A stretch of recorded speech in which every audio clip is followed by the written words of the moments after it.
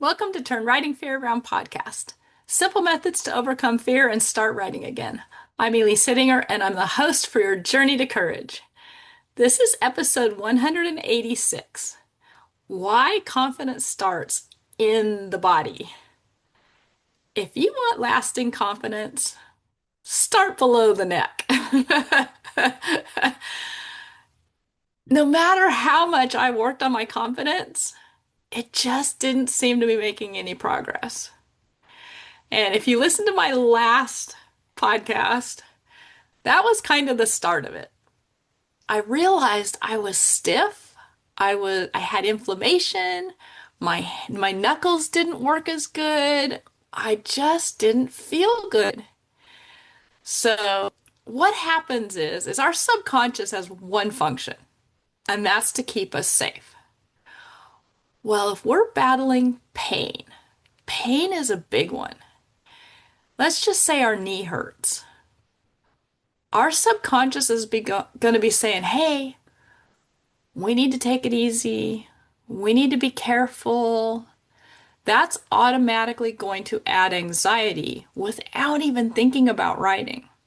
And then when you put writing in on top of that, your body and your subconscious are going, wait a minute. If something happens, you're not going to be as fast. You're going to be focused on the pain and may not notice things going on around you. I know for me, when I'm in pain, I completely check out of everything else, which leaves us vulnerable according to our subconscious because we're not paying attention to the things that keep us safe. So pain is a big one. That really is a distraction. It pulls our attention away from writing, so our subconscious doesn't want us to write. The second thing is stiffness. If you're stiff, you can't react as fast as when you're feeling great. It just limits how fast you can react. This was a huge eye-opening thing for me. I was riding with a friend, and if something happens that I need to get off, I can be off my horse in a split second, standing next to them. And she had something happen, and she couldn't get off. And when we got done with our ride, we were kind of talking about it. It takes her like 5 minutes to get off the horse. Well, your subconscious is going to be going, don't get on the horse because you can't get back off the horse if you need to. So being stiff is a real hindrance to confidence. It's gonna have our anxiety coming up there.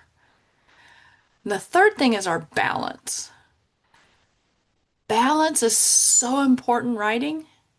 And if we're not working on our balance, we've got issues.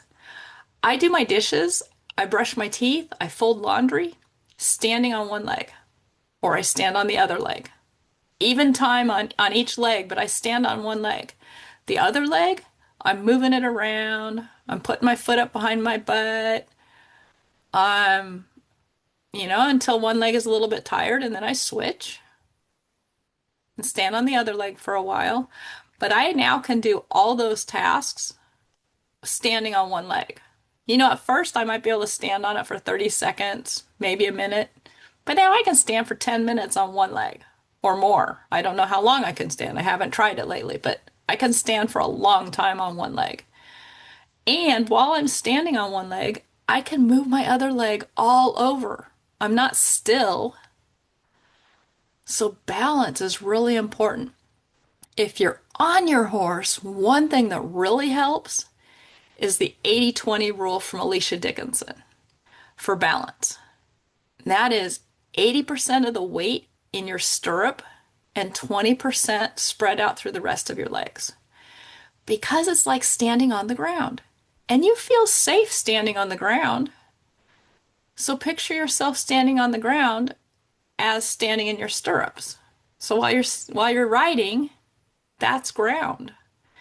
The other cool thing about that is if your horse is doing stuff underneath you and you're balanced in your stirrups, then the horse can do whatever it wants underneath you and it's not going to bother you as bad. Now, there's still some outliers, but for the most part, you're much more secure. So, pain, take care of your pain the best you can.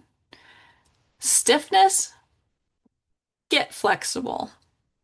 Make sure you're as flexible as you can possibly be and getting more and more flexible every day.